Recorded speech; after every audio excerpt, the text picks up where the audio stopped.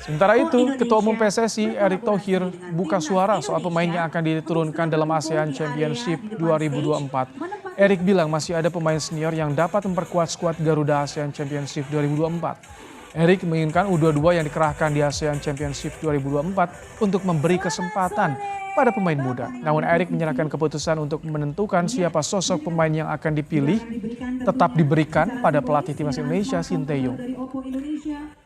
Ini sebuah program berkelanjutan. Ini kesempatan juga pemain muda kita U22 untuk bisa mulai menggantikan para pemain senior kita yang sudah di atas U23.